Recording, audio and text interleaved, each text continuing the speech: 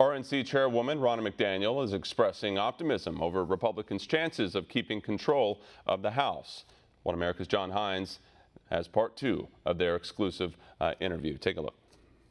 I guess conventional wisdom, or you read about in the paper, most people will, that the Republicans are on the verge of losing the House. Yet they passed a historic tax cut, lowest unemployment rate, I guess, in 50 years. Very good GDP numbers. There's a very positive Republican story, and yet it appears they may be on the verge of losing the House. How can that be? Talk about that. So there's a couple things that factor into every election. These midterms, there were headwinds coming our way with the amount of retirements, 41 retirements in the House, so that's always a challenge, plus the historical trend of losing on average 30 seats, and we have 23 seats in districts that Hillary Clinton won. So we knew that going in. Ultimately, it comes down to, I think, the candidates too. What are they running on? What are they talking about in that district? We've seen the candidates who are very focused on their district, that are making it about local issues, that have built their brand across the district, are doing very, very well. It's maybe candidates who haven't been in their district enough, who haven't been connecting with their constituents, that are struggling right now. So when those headwinds come your way, you can see which candidates have done the work. And then the RNC and the president, we go in and build the infrastructure to turn out the vote. But ultimately, it's going to be about a lot of these candidates and these specific races as we go through election night. Talk about maybe a few specific races if you can. I wanted to ask you we read about some candidates, for instance, Barbara Comstock. We know there's going to be a close race. I think it's on people's radar.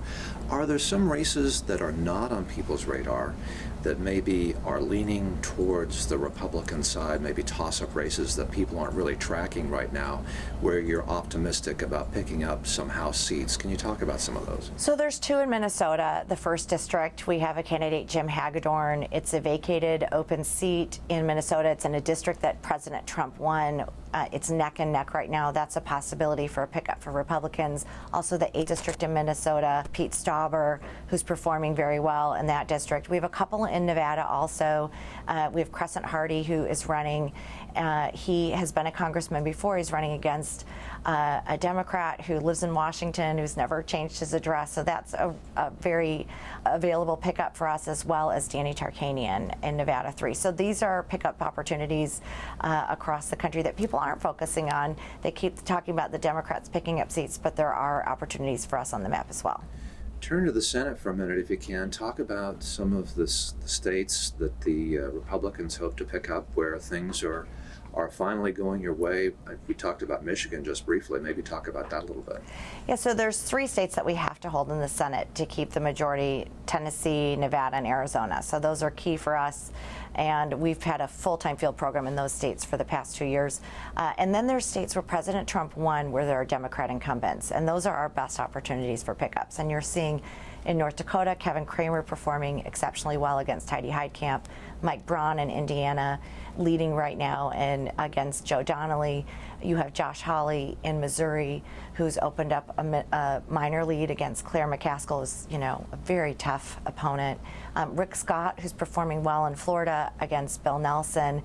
West Virginia, Joe Manchin actually is having a race right now against Patrick Morrisey. And then you have Montana, Wisconsin, Pennsylvania, Michigan, and Ohio. And Michigan, my home state, we have such a fantastic candidate in John James, who's really surging. Michigan is an election day state, so you want to peak on election day, and he's really closing against Debbie Stabenow and making that final push. He's a West Point grad. He served in Iraq. He's a businessman from Detroit, African American. Just such a great story to tell, great family, and I hope he can make it across the finish line. Talking about one more Senate race, of course, Arizona comes to mind. Talk about how that's going. So Arizona is a really competitive Senate race. You have Kristen Sinema, who had an unchallenged primary, the Democrat, and she's a former congresswoman. She's kind of changed her positions on a lot of things. She called Arizona the meth lab of democracy, said Arizonans were crazy, and now she's moderated and is running as this bipartisan Democrat. So we know that's not what she'll be in Washington, but that's what she's running as. And then you have Martha McSally, who had a hugely competitive primary against 2 other Republicans. It was a late primary coming out in August, so she came out with high negatives and no money, and we have just seen her gain and gain and gain. She was the first female combat pilot in the Iraq War. She is just an outstanding candidate. She voted for the tax cuts.